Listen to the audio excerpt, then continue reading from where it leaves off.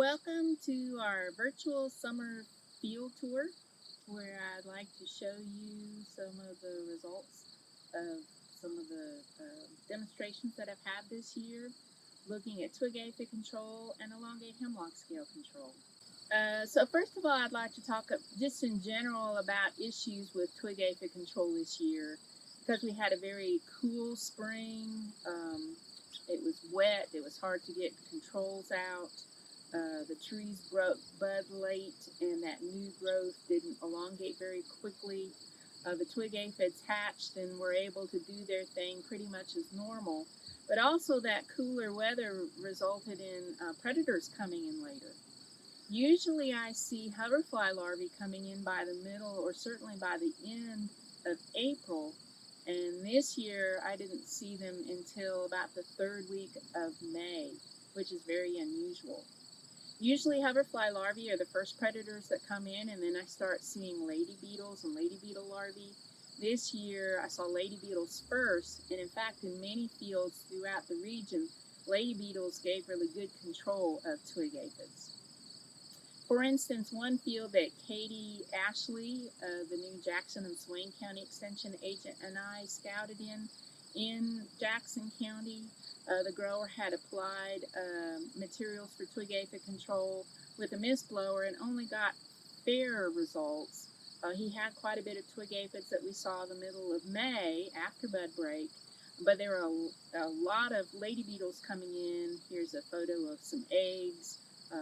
They were just everywhere, and in fact the grower ended up with not a whole lot of damage, which is good. But there were some people that did have quite a bit of damage.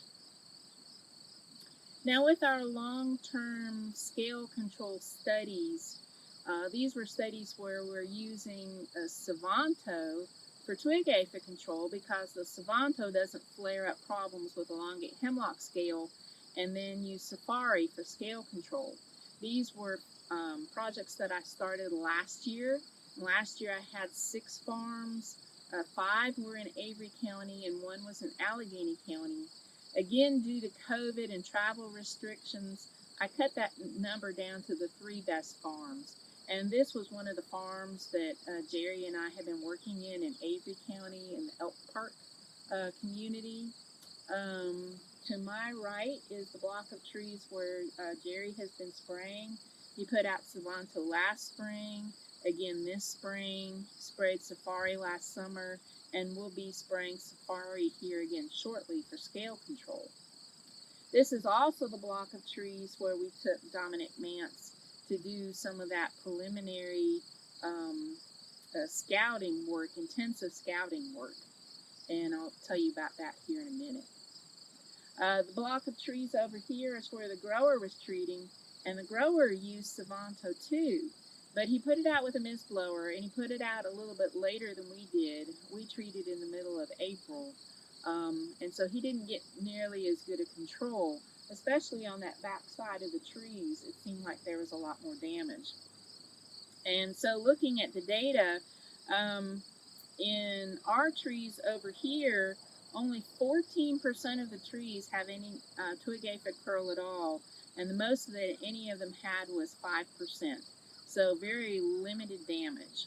But if you look at the eggs per shoot, the twig aphid eggs per shoot, over here it averaged to about 0.3 eggs per shoot.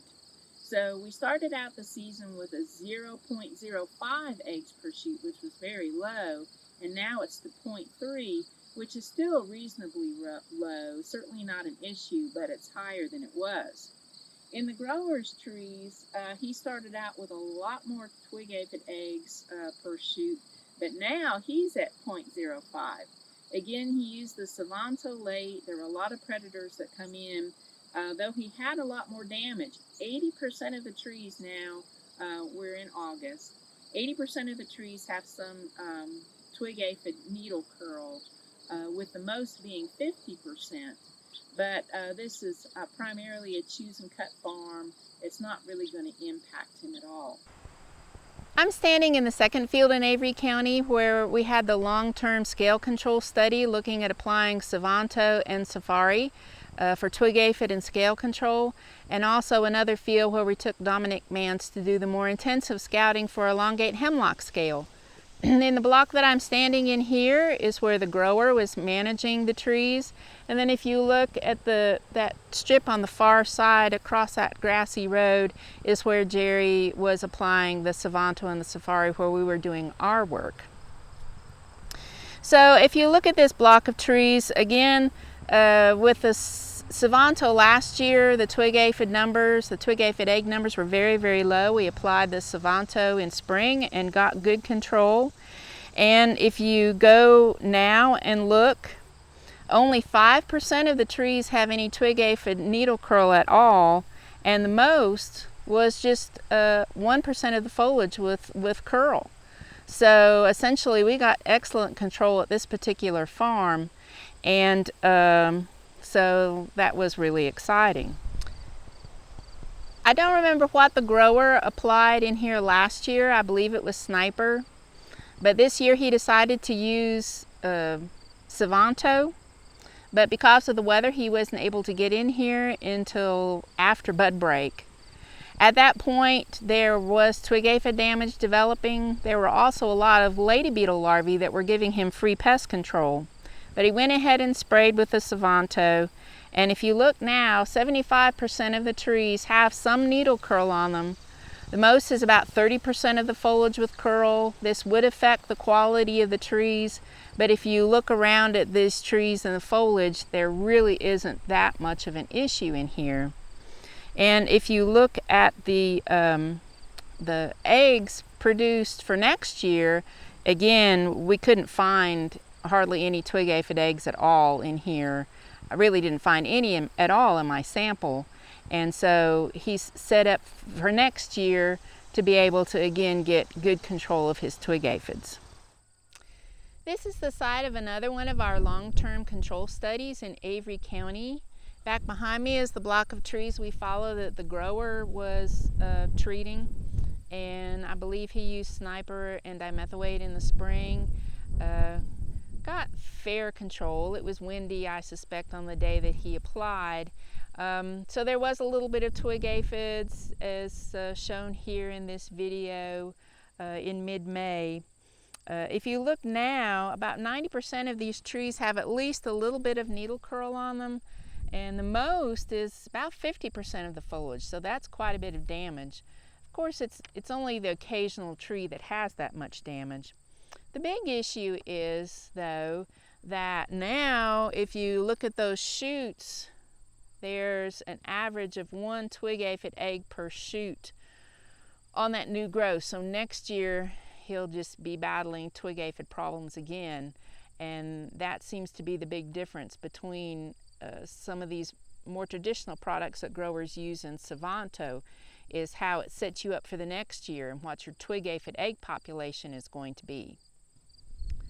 Behind me are the block of trees where Jerry and I were treating with the Savanto and the Safari, and this is the second year of doing that. Again, the twig aphid population was very low in these trees to start with, and Jerry applied Savanto in April and got good control.